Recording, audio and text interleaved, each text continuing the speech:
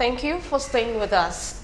And I have on the program today with me two legal practitioners who will be discussing the controversy over who indeed is to sign the 2017 budget. We are not joining issues. All we are going to do on the program today is to lay bare what the Constitution says about the powers of the acting president and also who indeed is to sign the 2017 budget in the absence of the president, after which he had transmitted power to the vice president to be in acting capacity. And we'll also discuss the defection of 5 PEDP lawmakers in the Ondo State House of Assembly to the ruling All Progressives Congress in the state. Join me to welcome Joe Nwokedi. He's a legal practitioner. You're welcome. Thank you so much, Julius. All right. I also have with me Yemi Omodele. He's also a legal practitioner. Good evening. All right. All right. Barrister Nwokedi, they say this controversy, well, I won't say it's unexpected, you know, since the president traveled for medical follow-up. Controversy started generating as to the extent to which the acting president can go. And now the National Assembly has passed the 2017 budget. Simplicity, what does the Constitution say as to who is to sign the 2017 budget, as the case may be? To start with, I don't even know why that should be an issue, because Section 146 is very, very clear as regards the powers of the acting president.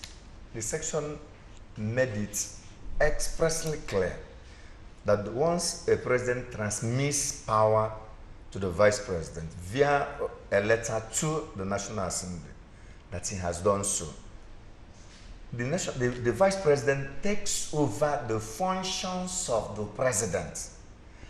As the acting president, he performs the functions of the president. That is the essence of transmission of that power. And that is the essence of provision of that constitution. So whatever the president can do, for the fact he has transmitted that letter and power has devolved to the vice president will do that as provided in the constitution. Now the budget is part of the powers handed over to the vice president. Ratification of treaties, heading Federal Executive Council presiding, summoning the service chiefs, giving directives, overseeing the affairs of the nation in the absence of the president. It may have been an issue if the president did not transmit a letter to the National Assembly conferring that power to the vice president as acting president. Then this issue would have arisen. That was exactly what played out during the time of Yaradua's saga, when such a thing was not done. We are at a serious dilemma as to the powers that Jonathan can wield as the vice president, not as the acting president. So people are just like, raising issues. When these issues came up and we are becoming, something that generating tensions and I couldn't even comment. Because for myself, I looked at it as something so elephantine, something so infantile, something that shouldn't even occupy our national discourse. It shouldn't be an issue at all. So the acting president, Yemi Osinbajo SN, should sign the budget. It shouldn't be an issue. If he doesn't, who else? Even if a letter is not even transmitted, let me even say it that way. By hierarchy of authority in the government, if president is incapacitated or is known to have been incapacitated, what is the duty of the vice president? By virtue of Section 145. He acts in the capacity of the president in the absence of the president. But when there is a transmission of letter as provided for in Section 146, he becomes the acting. So now, are we bypassing the vice president to now say the Senate president will sign or SGF will sign by hierarchy of leadership of the country? Who takes over from the president in his absence, in his incapacity, in whatever condition that the president is not capable of discharging the duties of his office at the moment? He's the vice president. All right. Let the way he's now acts, and Buhari transmitted the letter in line with the provisions of the constitution. I don't understand. That's my position. All right, Marisol Modely, what's your take on the power of the acting president to assent to the 2017 budget document? Well, to be precise, but the president, in compliance with the section 145 sub 1 of the constitution of the country, had forwarded a letter or a declaration to the Senate and the Rep that he's proceeding on a medical vacation. Fine, good and well. That suffices to say that the vice president, in his acting capacity, has the powers to discharge the duties and responsibilities of the president in absence of the president. Notwithstanding that, the issue of the 2017 appropriation bill, I would rather suggest or say that the vice president should be careful in rushing into signing that bill. Why so? In the sense that to forestall another budget padding, he should go through that bill properly. Because to me and my mind, and what I read in national dailies, I discovered that the Senate and the Rep, they increased some of the expenses to be accruing to their own offices. In that wise, in order to guide against another budget padding in this country, the acting president should go through that appropriation bill in toto to avoid another crisis in respect of budget padding. But on the basis of signing, if all is done, the checkings are done, editing correct, no manipulation, no budget padding, by the constitutional provisions, and the fact that the president had transmitted the letter to the National Assembly of his vacation period medically, he has the power to sign it. But he should not rush into signing, so that they will not run his office into more crisis than deserved. All right, and the position which you just posited now is the same human rights activist, Femi Falana, SAN, did give at the colloquium in Ilorin, the Kwara State capital, urging the vice president not to sign the budget because it was increased by the National Assembly. The discussion continues shortly. Do stay with us.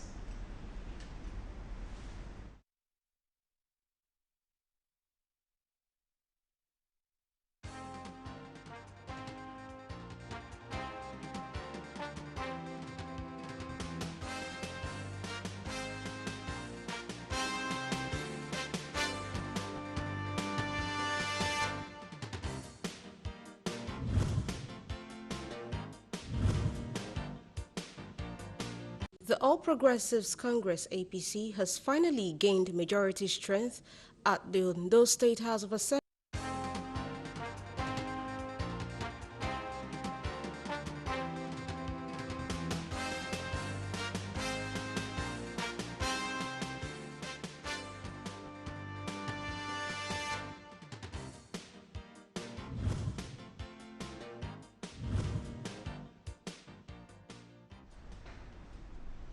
Thank you for staying with us, and just joining us on the program is Yinka Farumbi. He's a legal practitioner. You're welcome. Thank you very much. All right, we're discussing, before we move forward, let's have your take on the powers of the acting president, according to the Constitution, to assent the 2017 appropriation bill. Does he have the power? This is not the first time we'll be assenting to any document. He did assent to 7 or 8 bills in February when the president was not around. What's your take on it this time around? Well, Nigeria is a very beautiful country, and we like engaging in so many debates, whether it is necessary or unnecessary. Now, the vice president, who is now the acting president, is in the same capacity as the president. That is the meaning of being acting. When you look at the Constitution, the qualification of the president is the same thing as the qualification of the vice president. And apart from the nomenclature of president and vice president, they are almost at par. So, in the absence of the president, the vice president or the acting president steps into the shoe of the president. And by stepping into that shoes, it means he has the right to do all things that the president will be able to do under the Constitution. And what is budget? It's just a bill, like any other bill passed by the National Assembly. And if the acting president has the right to sign BA into law, why will he not be able to sign BB into law? Appropriation bill, that's what it's called. And until it is assented to by the president, it remains a bill. So it's a bill, and it's like any other bill that the president has been signing. So the appropriation bill is equally a bill. Once he signs it, it becomes an act of the National Assembly. So since the acting president has the capacity to step into the shoes of the president and take the functions, responsibility, and obligations of the president, there's no inhibition from him from signing the appropriation bill into an act. That is without prejudice to whether he's been given advice that the budget was increased from 1 naira to 2 naira. No, that does not affect his power to sign or not to sign. That is to scrutinize it is an advice. So scrutinize it, shine your eyes where. There's no problem about that. And it's expected of him. Yes, it's expected of them. In fact, that goes without saying. That goes without saying. So, but for the power to sign, he has an uninhibited power. Unless the president doesn't have the power to sign, that is when he doesn't have the power to sign. Okay. If the president has the power to sign and he has been given the authority to act instead of the president, then he has the authority to sign. All right, you did say something which I would love you to expatiate more for the benefit of Nigerians who are listening. He said the acting president has the right to do all things the president can do. Yes. All right. Does this mean the acting president now the president is not in the country, does he need to consult with the president who is away before he can carry out some of those duties? You know the peculiarity of Nigeria. Yes. Constitutionally, he's not obliged to make consultations. He's not obliged to make consultations. Constitutionally, there's no provision in the Constitution that says, oh, before you do any step or take any step, consult with me. However, decency and the camaraderie between the president and the vice president may make him to say, oh, Mr. President, this is what I intend to do. What do you think about it? Because it's like you are asking opinion from your minister. It's like you are asking opinion from your special advisors. The opinion is to guide you. So if you are making consultation with the president too, there's nothing bad about that. However, it's not under any constitutional obligation to do that. However, doing that will not be out of place. It's out of respect, which I would commend and recommend. All right. This question is for you, Varisan Wokedi. Does the Constitution envisage that the president who is on vacation and an acting president who is standing proxy for him will be exercising presidential powers simultaneously? I just wanted to, before we go ahead, is it possible for the president and the acting to? There is no provision for that in the Constitution. That's the essence of transmitting that letter. And that essence of that acting in the Constitution as enshrined in Section 145 and performing the functions of the president. The functions of the president as considered in Section 146. So once that has been done, the president ceases to function. He doesn't cease to be president though. He hasn't been impeached. He hasn't been removed. He hasn't been declared permanently incapacitated by the National Assembly or by any enabling authority or body. But he ceases to perform. Two of them cannot function pari passu. They cannot function at the same time. They can only function at the same time where the vice president is performing the duties as the vice president, and the president is performing the duty as the president. In that arrangement, the two of them can act based on the powers or duties assigned to the vice president by the president. But once a letter has been transmitted and that word acting comes in, the president ceases to perform any duties as the president, pending when he has maybe taken that letter back from the National Assembly and then taking the authority back, and then the vice president ceases to be acting, and the whole power goes to back to the president.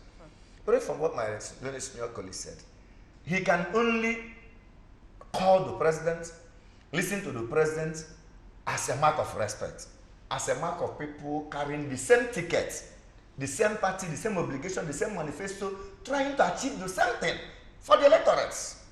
But in terms of constitutional provision, there is no way anybody can come to prove me wrong. In our constitution, where it is stated that after the president has transmitted a letter in line with section 145, and the vice president has taken over the nomenclature of the acting president to act on his behalf, that the president will still be giving orders. It's not constitutional. And in that regard, it is null and void and of no effect. So it's not in our laws. All right. Back to your position earlier, which was actually corroborated by that of human rights activist Femi Falana, SAN. He was speaking during a colloquium in Kwara State, Ilorin to be precise, and he said the acting president is advising the acting president, though, not to sign the 2017 appropriation bill because, and I quote, it was illegally increased by the National Assembly. Now the question is, Barrister Modeli, yes, does the National Assembly have the constitutional powers to increase the budget presented by President Muhammadu Buhari? You see, constitutionally, the National Assembly, the National Assembly has no power to increase budget. It only has power to go through it and pass it into law. A situation whereby the National Assembly turned itself to be an executive arm of government is highly embarrassing. And I must say that the composition of the present National Assembly, they virtually turned the National Assembly to the executive arm. The executive arm is to propose what is to be spent. It is not the duty of the National Assembly to propose what is going to be sent, or what is going to be spent, rather.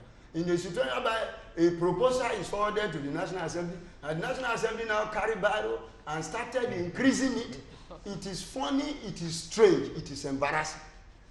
However, it may be, maybe they don't have good advisors. If they had had good advisors, they would have passed into law the proposal sent to it. If it is passed into law, then they can as well liaise with the Executive Council with a view to have additional budget being forwarded, which is allowed under the law. But it's told you about, you say 10 naira is allocated to Mr. S and Y ministry, 2 naira allocated to BZ ministry. You know, they said, no, this 1 naira be turned to 1 million naira, this 2 naira be turned to 4 million naira.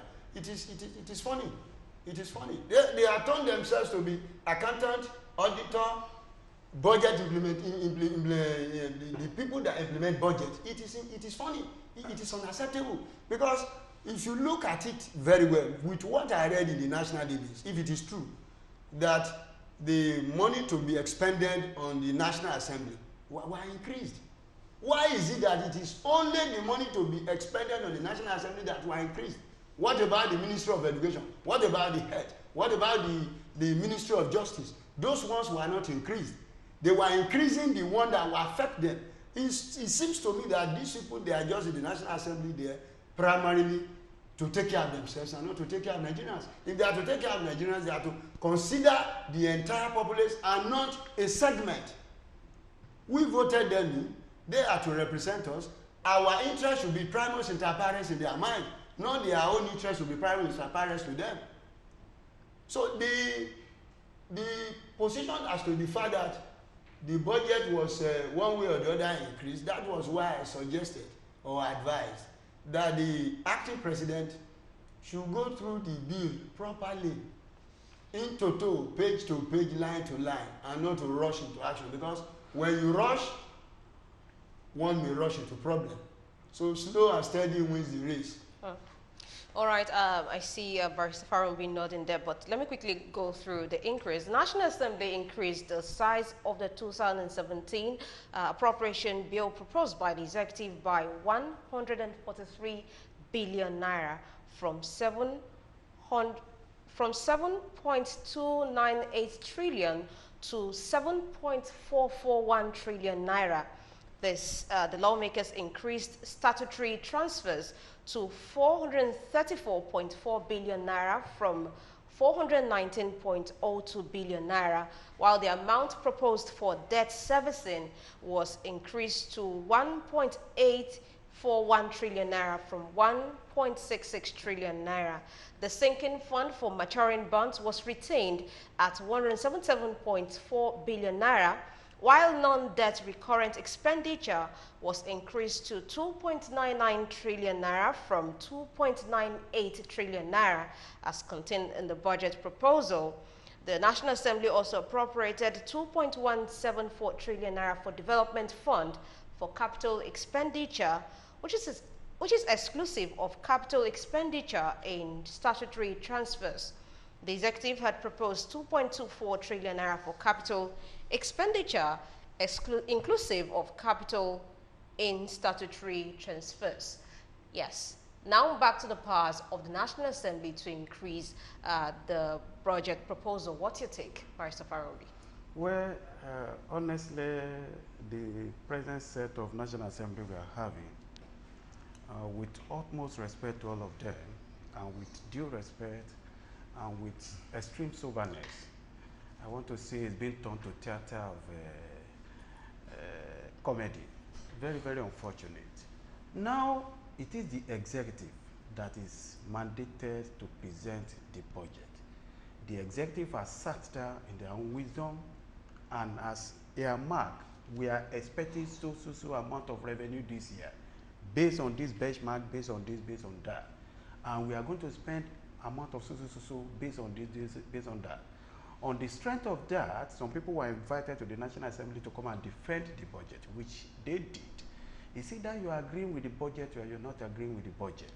But for you not to turn it upon yourself to be increasing the budget anyhow, without any serious geometrical, arithmetical backing, I don't think it is good enough. Under the principle of separation of power and system of checks and balances, yes, it is possible that in the caucus you could advise that this and this and this be done. But then it is not the duty of the National Assembly to indiscriminately either reduce or be increasing the budget. I think that power ultraviates their power. It's not provided for, and it is rather unfortunate. And some of the things that is saddening my heart is when you look at the crop of the National Assembly, whether is the greatest percentage is they are youths. And if you are talking of, we want to hand over the grain of this government, the grain of power to the youth, this and this, the one they are having, what are they doing with it? It's rather unfortunate, it's nauseating, it's making someone to be sick.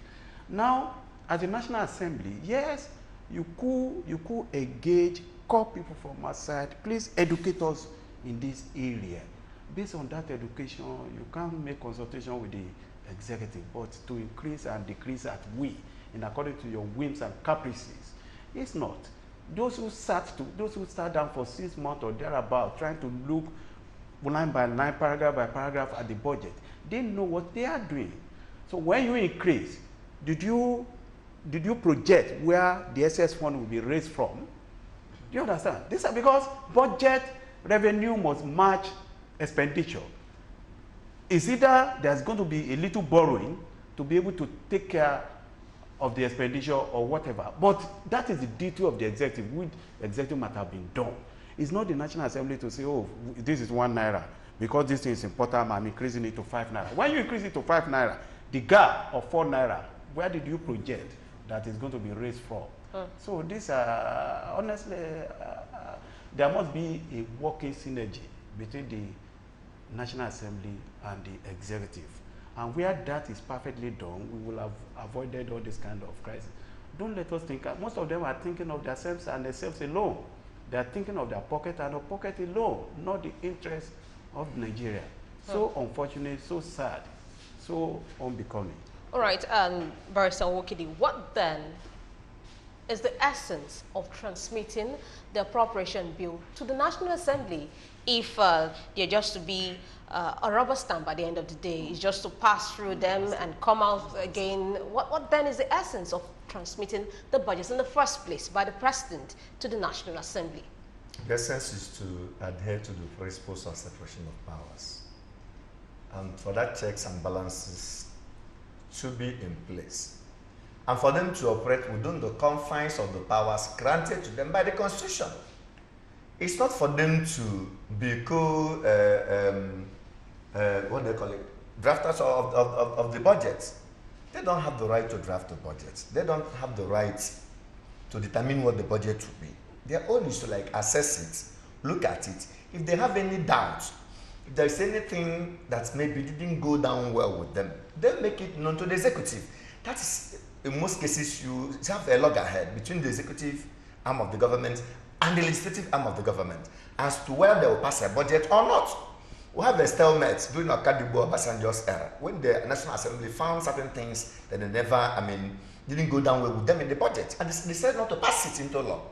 And there was a fracas between the executive and the legislative until the people came in to broke up peace, and then they were able to resolve that crisis.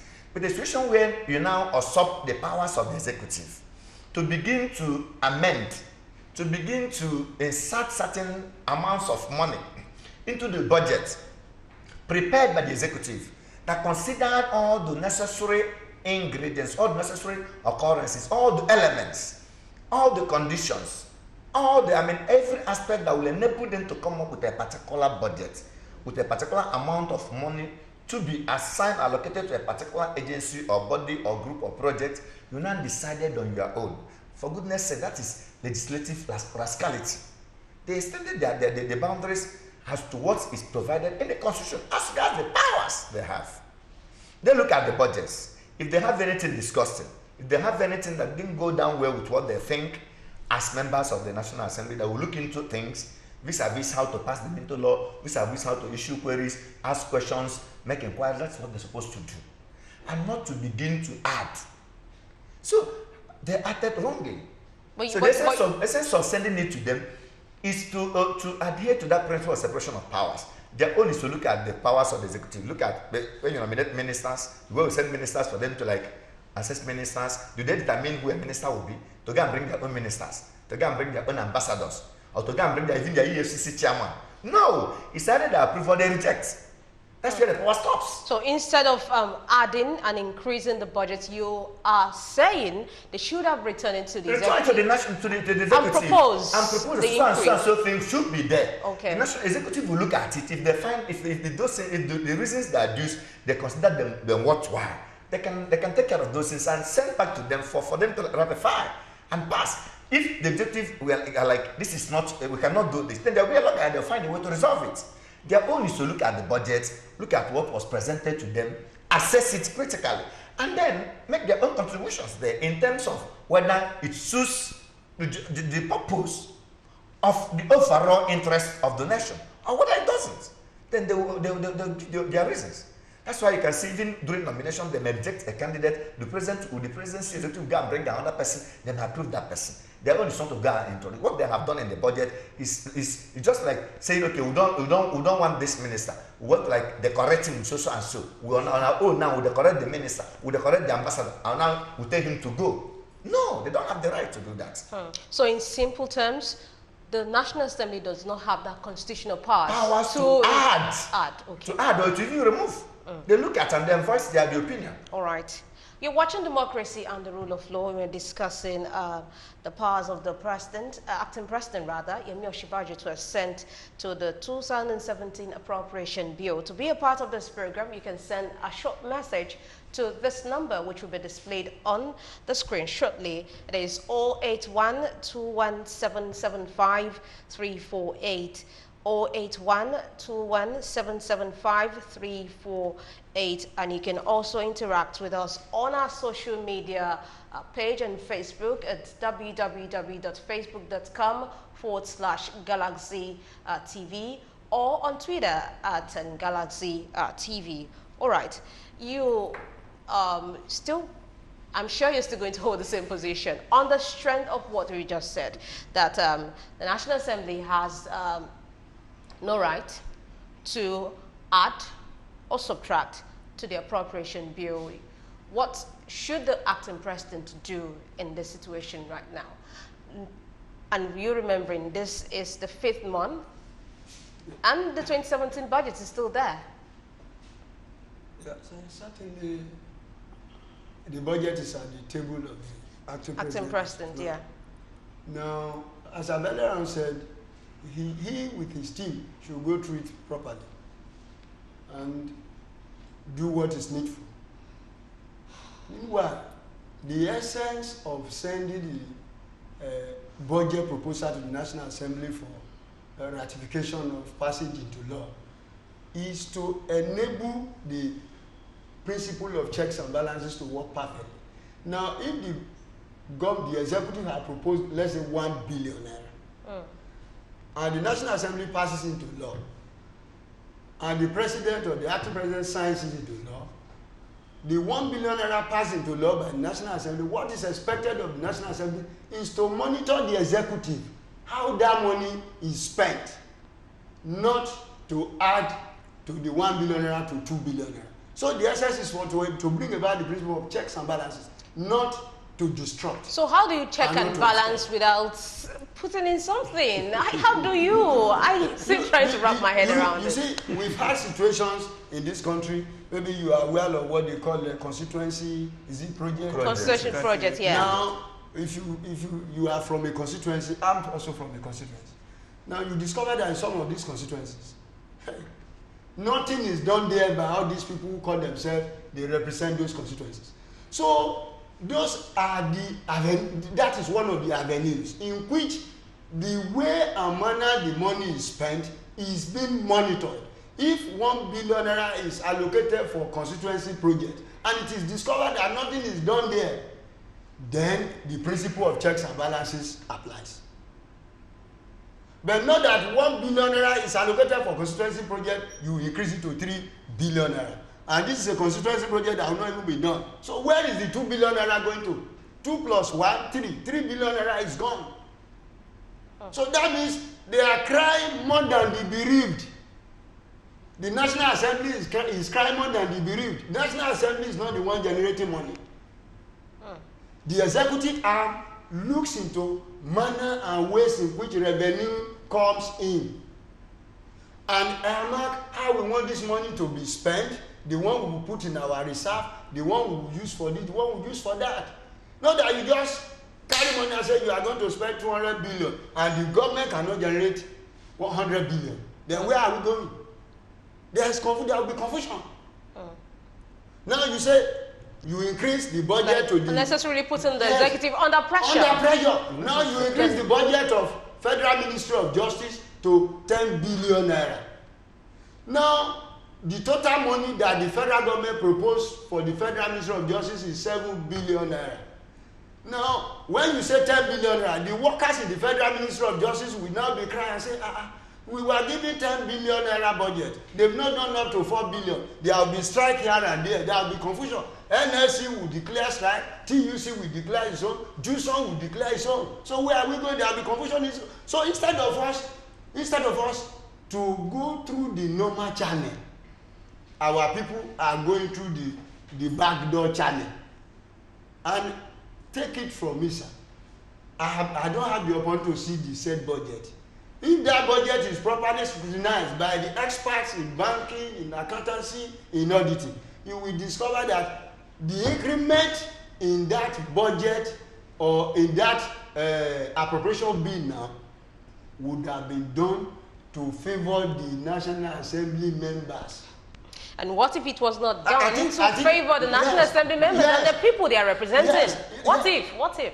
I think I was reading in the paper that there was a farm somewhere in this country owned by a National Assembly member where in contract was diverted to running to billions of naira. You see, the man who came up with the principle of say budget padding, I think the man was saying the truth.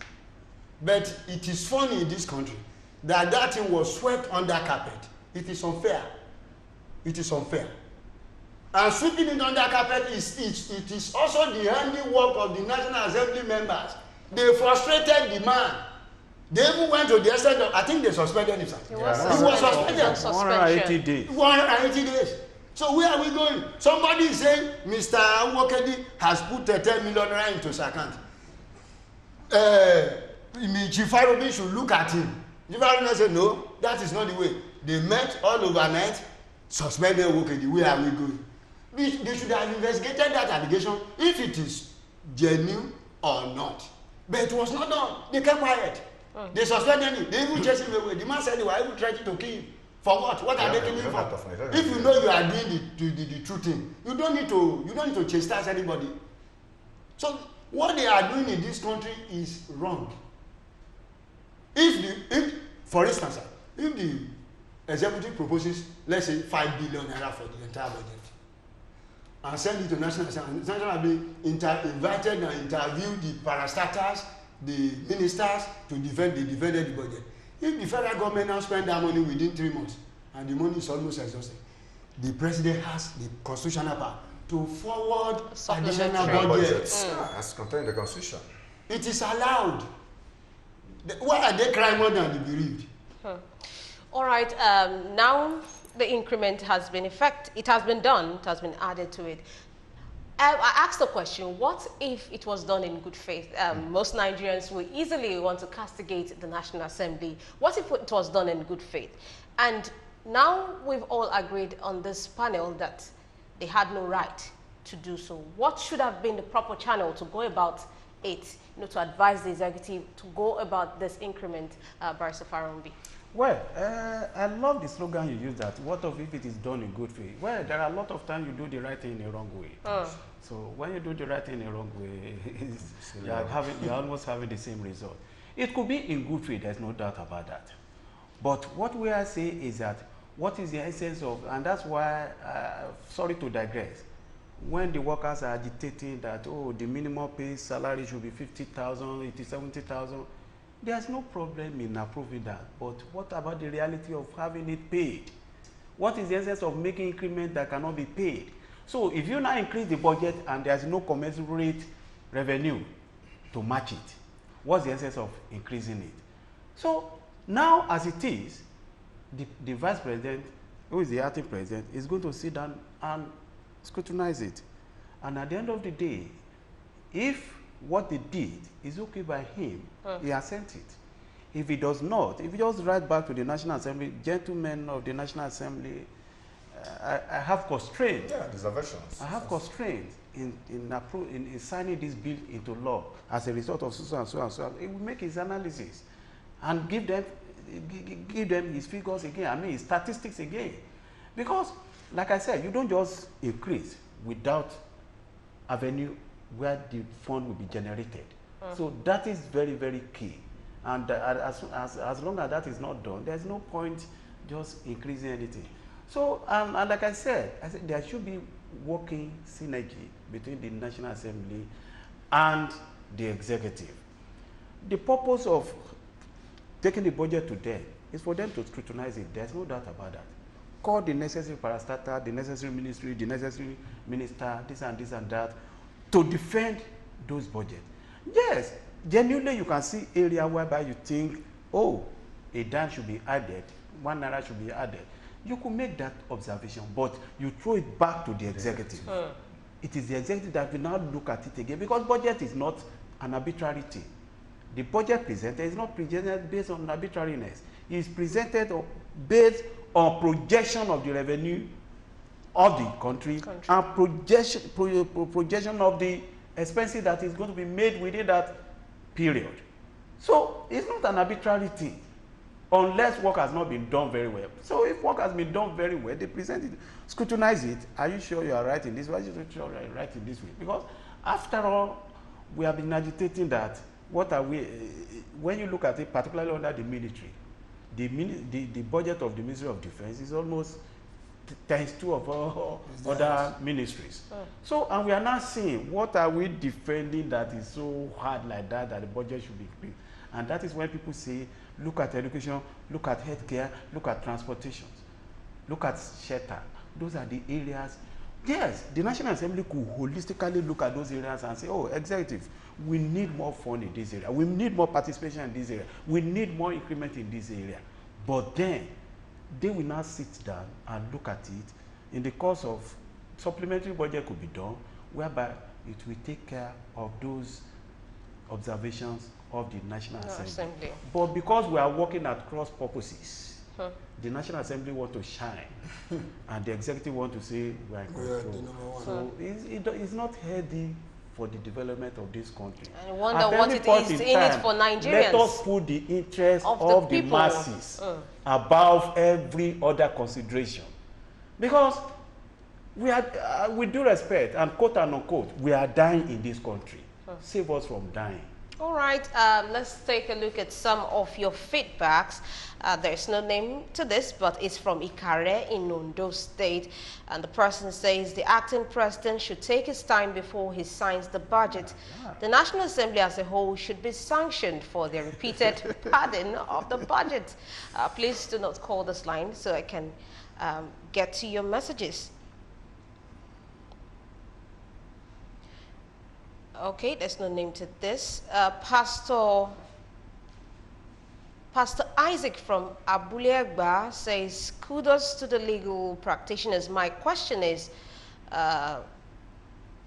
does the increment not amount to inflation? All right. Yeah, that's Prince Osaje Oregene says, I want to say that the issue of the acting president signing appropriation bill is legal and constitutional. Thank you. We have established that on this program. Fred A. from Port Harcourt says, the National Assembly is doing budget padding by adding into the budget. It was expected to check and balance. Umar Musa Akil from Abuja says, the acting president, Professor Yemi Osinbajo, should remove what they added if there is no revenue to augment it before he assents to it. And Pastor Odenigbo from Achala in Anambra State says, inasmuch as Mr. Acting President has the statutory right as Mr. President, let him go on and sign the budget. Austin from Abuja says, if the legislature has no constitutional right to add to or subtract from the national budget, then what is the use sending it to the National Assembly? I already asked that question, and if you've been listening, you would have heard what our legal practitioner had to say to that. Dele from Ibadan says, the acting president has the constitutional powers to sign the budget into law after he has taken his time to read it properly to avoid padding. And he added that God bless Nigeria.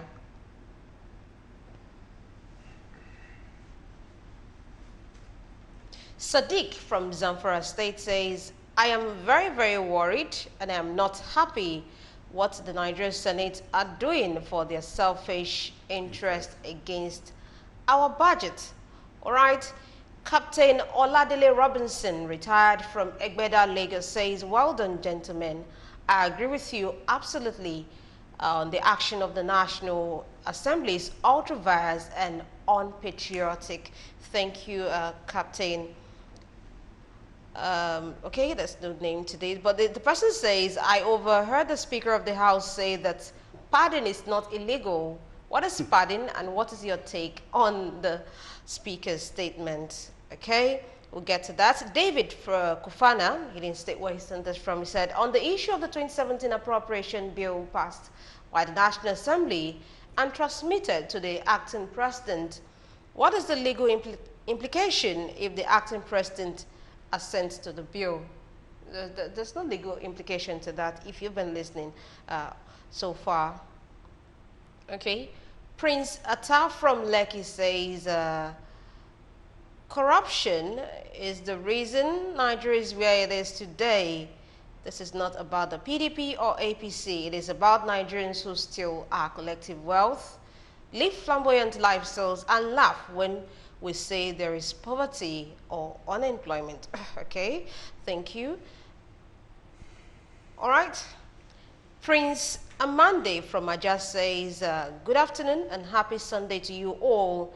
The very reason why we are having all those distractions from the National Assembly is because the current set of politicians do not believe in democracy, and that is why the country is not moving forward. And no name to this.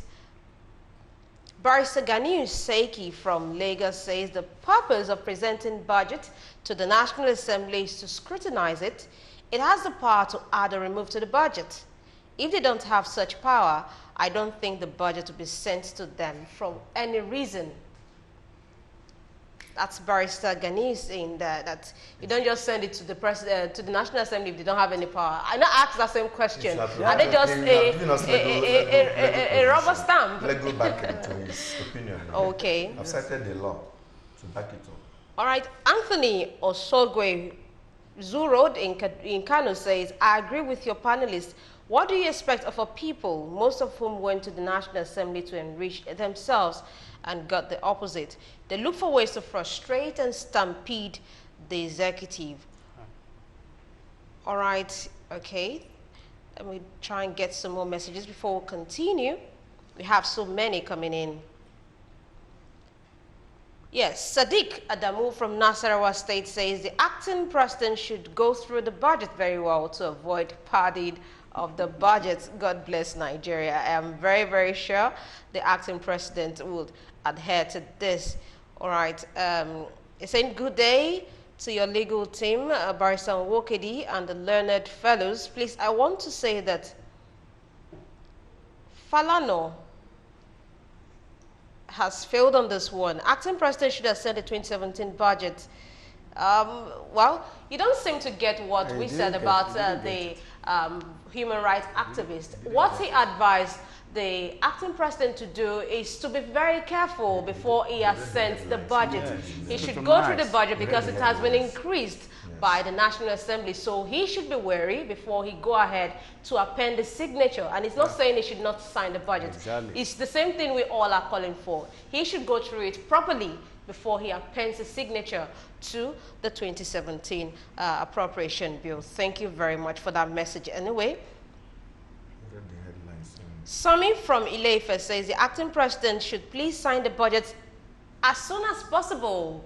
Irrespective of whatever the National Assembly has added, they should stop playing on our intelligence. This is Nigerians for you. They believe, there's this belief that once the budget is passed, things will be better, things will be easier. So look, Nigerians are agitated already. This is the 5th month. We're going to the 6th month, and now we don't. They have the reason for it. Yes.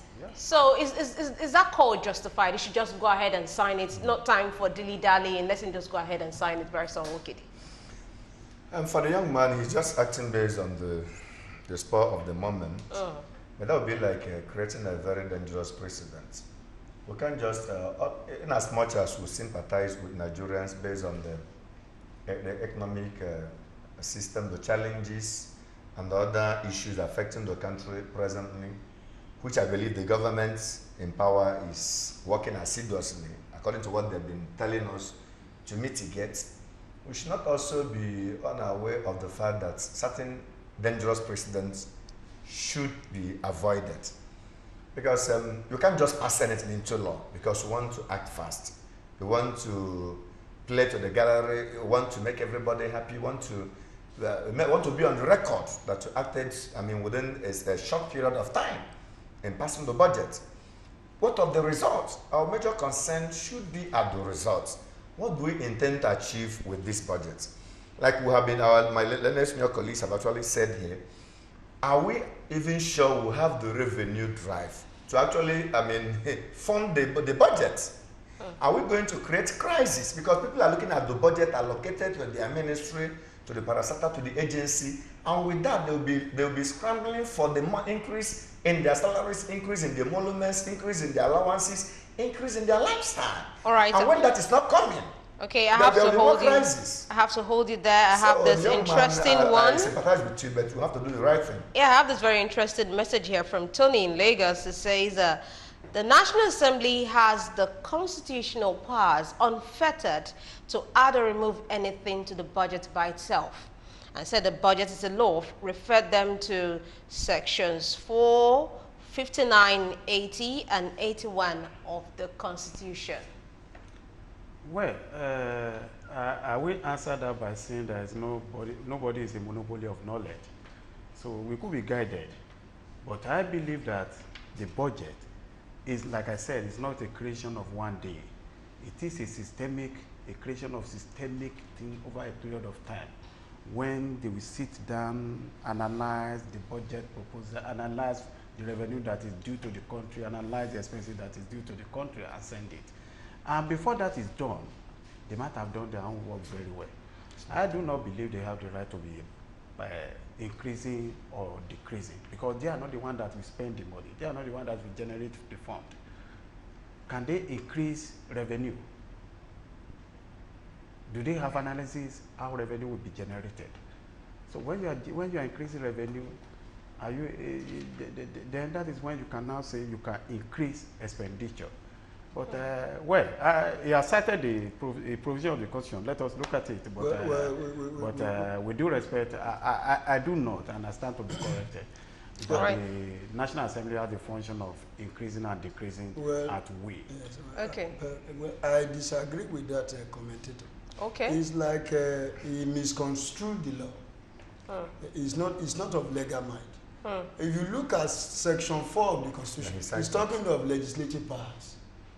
So legislative powers to make law for peace, order, and good governance of the country. What about Section 59? Then Section 59 is talking of, Section 59 is talking of, I'm sorry, people just quick loss necessarily. Section 59 is to the fact that mode of exercising federal legislative power. Mode of exercising federal legislative power, money bills. There is no, from subsection 1 to subsection 5 of that section of the law. I could not see anywhere it is written there that the National Assembly should increase or decrease. It's talking about Joint Finance Committee, refers to the Joint Committee of the National Assembly on Finance Establishment. It's talking about where the president, after title of presentation will be to him, first to signify his assent, then they can veto it. He's talking about all right. The top majority of the National Assembly. All right, thank you. I think we should not okay, it's an extra provision for it. Sorry, we should not Okay. this is a law that we all read. When you're saying making law for the good governance, you have to be specific Okay. as to powers confined to that arm of government to make the law for good governance, not to usurp the powers of the executive. For goodness sake, if he's a lawyer, we have division of power. They are expressly and clearly stated in the Constitution. And then interpretation. Maybe he's misconstruing good governance. Maybe his own mind, powers to make laws for good governance means the powers to increase the budget. No. You see, I'm sorry, Mr. Ogidi, I'm sorry. All right. You see, the man shot himself on the wrong side of the leg. Now, you see that section 59. Even Christ class stated that the provision of this section shall apply to an appropriation bill or a supplementary appropriation bill. All right. He doesn't talk of saying you can increase. All He's right. talking of saying supplementary. Then what is he talking of? All right, So- this message is from Barrister Mark Asogwa from Enugu. He says it is impunity of the highest order for the National Assembly to add to the budget. Exactly. All right. And they can't remove. Yeah, okay. If the law is saying you can supplement, you can propose. Then somebody say I can sit at my office and be using barrel to inflate. That will lead to inflation in this country. I mean, Some months ago, we know how much we buy $1. What they did is another style in which the dollar will go higher. That is what they wanted. It's even mischievous. Because the money you are adding, you don't know how the money is going to be generated. You don't know how the revenues. It's not your capacity. It's not in your own provision. It's not your own duty at all. So you don't know anything about that. You're not the executive. It's within the powers of the executive. They deal with ministers, with ministries, with parastatals, with bodies, with NNPC and the rest of the, what they call the customs and duties, service and duties and all that. Do they know how much money coming in? All right, away from that, now we have to move on. To look into what is passed. Okay. What is sent to them, vis-a-vis whether they are correct or not, and All then right. communicate the executive. All right, events in Ondo State. And the defection brings to 13 the number of PDP members of the House that has defected to the ruling APC since the inauguration of Governor Akeredolu in February 2017. And now the APC, it has the majority. in the House of Assembly, Ondo State House of Assembly. Now the question is, what happens to your seat? What does the law say about it when you dump a political party or on which you got to a house, and now you're leaving the party for another party on whose ticket you never contested? What happens according to the law, Barrister Farambi? When you jump from one political party to the other, the sanction should be that your people has the right to recall you, back and declare your seat vacant. That is the position of the law. But the law itself again created an avenue for you to escape, that you have the right to dump if there is a crisis in the political parties. And I think it need no saying that there's serious crisis in PDP today. I personally have never for once support the issue of jumping from one party to the other. I see it as a sign of greed, I see it as a sign of desperation, and I see it as a sign of recklessness. But then, that is the order of the day in this part of the world. Because it shows lack of ideology. If you are in party A, you must be in party A for a purpose. Whether because you agree with the manifesto of that party, whether you agree with the ideology of that party, or vice versa. But as soon as I file nomination to be made a legislature, and for one reason or the other I am not made, and the other party is beckoning me, come, we'll give you automatic ticket, I run there. I don't even want to know what is the ideology of that party, what is the integrity of that party, what is this, what is that. So jumping, cross-carpeting has never been something that I personally admire. And the only implication you say is when their people, their constituents, recall them based on that? Yes, and the seat could be declared vacant in the House. What if the party decides to go to court? Well, the party can go to court. You must have a ground. Court, anybody can go to court, but on what ground? For instance, like I said, anybody can come from PDP today, and you will not be able to fault the reason. Because as we are today, we know the party is in crisis. The national chairman of the party, which is Bunu Sherif, was almost not recognized by half of the party members. Even when the court says this is the chairman. So, and that crisis ranges. If he calls a meeting, some faction will not come. The next day, we will see Shola Adeyeye denouncing the meeting he has called, stating the position as regards the McAfee group of the party. So definitely, in fact, the easiest thing to do now, without blinking an eye, is to decamp from PDP, and you cite crisis in the party, and everybody knows that there's a crisis in the party already. All right, one of the defectors who was a former deputy speaker in the House, Fatai Olotu, you remember he was impeached alongside Jumoke Akindele, said, and this caught my attention, their decision to team up with the APC in the state was born out of their resolution to attract dividends of democracy to the people in their constituencies. Barrister Modele, so does it mean, is it trying to say if you are in the opposition party in the House of Assembly, that way you can't attract any dividends to your people? Must you be in consonance with the government in the executive in the state for you to attract the so-called dividends of democracy to your constituents? In fact, I disagree with Olotu. I disagree with it. The state government has a budget allocated to each local government to be taken care of for the fiscal year. Either you are a member of a ruling party or opposition party, that project will be carried out. So I believe Olotu is just talking of his own selfish interest idea. You see, every politician wants to be a winner. You see, the history of Ondo State politics during the time of SDP to AD to PDP, PDP to LP. Labour Party to APC. The present APC. You see, they've all been moving from one party to the other. Once they see that it is Mr. B that win, they quickly decamp and tell them that I want to align ourselves with the ruling party. That's what they have been doing in that state for quite long. It is not today. Now, you see, there is one political father I have. The man regards those set of people as political harlots. Yes, that they jump from pillar to post, looking for what they will eat. And there are some of them who have done it severally like that. They are redundant, because when people study you and discover that when you win in this party, we vote for you, the next thing you click with the other one, they already studied such a person, they will not vote in such a person. And that is what is affecting them politically in that state. Now, there is nothing wrong if APC is the #1 in Ondo State as a governor, and 12 or 15 or 18 members are PDP members.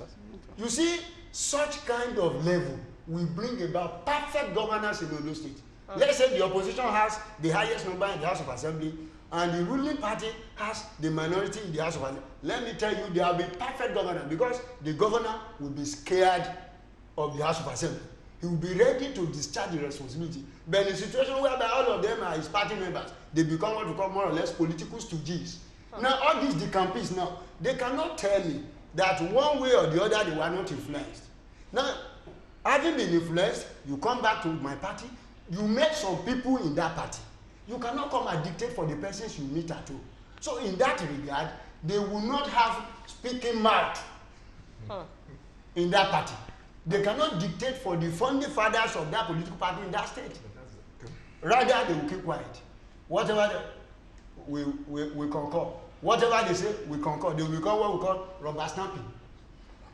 Now, the excuse given by Olotu that they decided to join the ruling party so as to bring more dividends of democracy to their constituency. What has Olotu done in his own constituency that I come from? What did you do there? You should mention one. During the era of LP, during the era of PDP, what did he do? All right, rhetoric question there.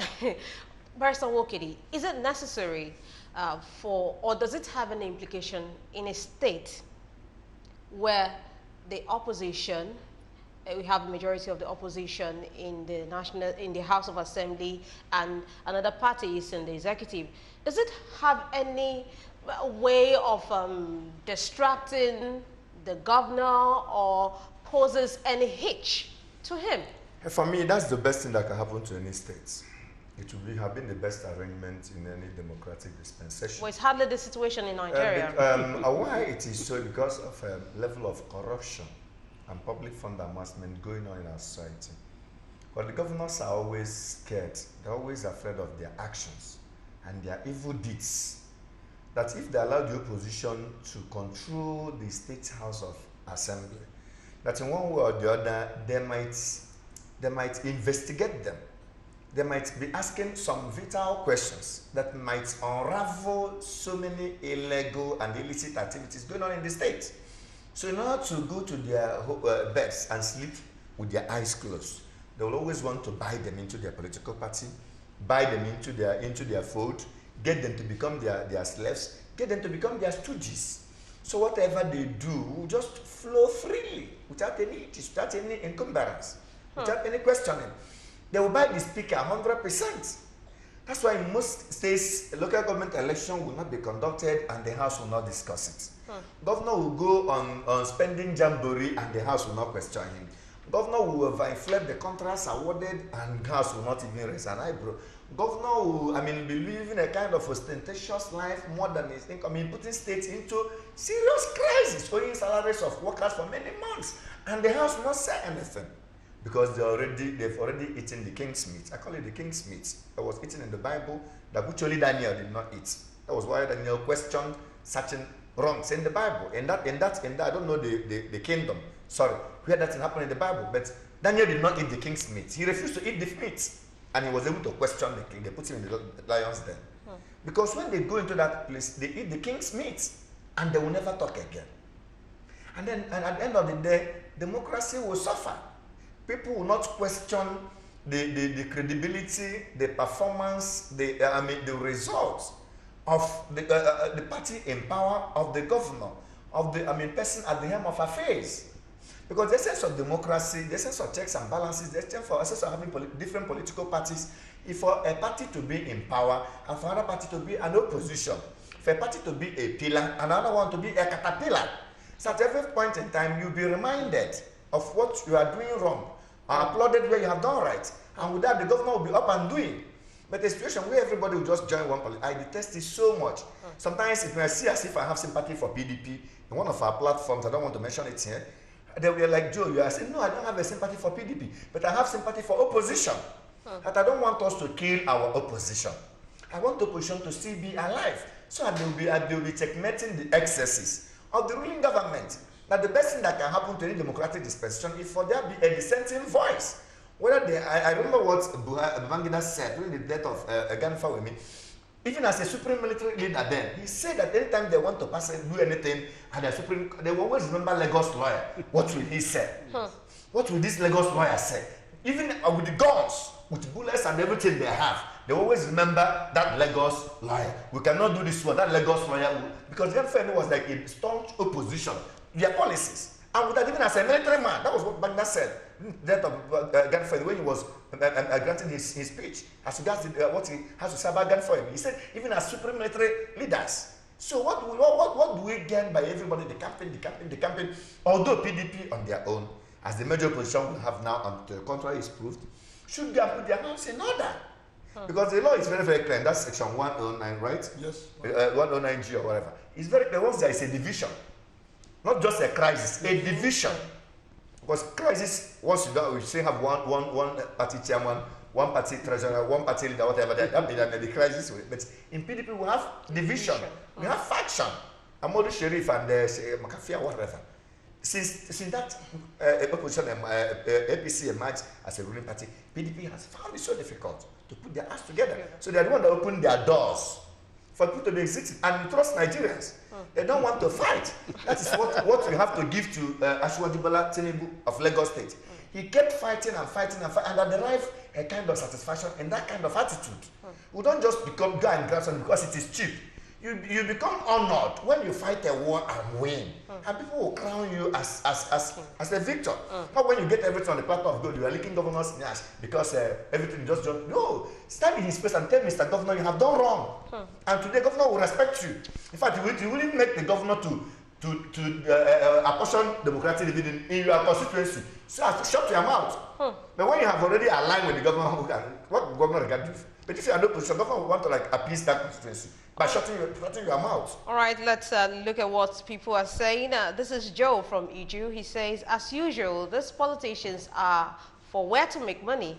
They will surely work towards the collapse of the ruling party. It is unfortunate the constitution hasn't done well in this area. Conflict and resolution has always been part of politics. Val from Owerri says, the gale of defection in this country is simply a proof of the mentality of our politicians. They are just businessmen and we are watching. Okay, the name to this. Okay, Uche from Abia says, moving from the PDP to the APC does not bring development, but one's ideology matters. Monday from Lagos says, there is no principle guiding moving from one party to the other. Thank you. Albert Umwobia says, it is a big shame our politicians are prostitutes jumping from one party to the other. Okay, no name to this. It was still almost the same thing. Okay. All right. Before we round up, just in a few seconds, in all of this, in all this defection, the PDP has its own, problems. What is the fate of opposition in Nigeria? That's a $1 million question, and I don't know how it's going to be answered. You will remember that one of the strong members of the opposition party today is the governor of Ekiti State, Ayodele Fayose. Yes. And you will remember too that very recently he said that if the Supreme Court should declare the incumbent chairman as the winner at the Supreme Court, that he will likely dump the party. And is indirectly preparing the ground for leaving that place. And when people like that leaves PDP, what is left of PDP is almost nothing. And you can see that some other people that are currently fighting like tigers what have you, we equally live. So the point is, until we have reasons for going into politics, other than reason to amass wealth, other than reason to butter our bread, until we have a genuine reason for us to go and serve, then we'll be having this kind of thing, and there will be no decent opposition. But when there is a decent opposition, I will be in a party and I will maintain that party, the ideology, and so on and so on. There is a particular man in Ondo State. He participated in the last primary of APC, he lost. He has been participating for long in the primary of that party, when they were AC, when they were this, when they were that, and he has been losing, but he never for once dumped that party. That's the kind of politician we need in this country. All right. Thank you for coming on the show. It has been a very interesting one. Thank you. Joe Wokedi is a legal practitioner. Yemi Omodele is a legal practitioner, and Yinka Farumbi. Thank you for coming on the show. My name is Judith Irenoa. Join us 2:30 to 4 p.m. next Sunday for another exciting edition. Do enjoy the rest of your day.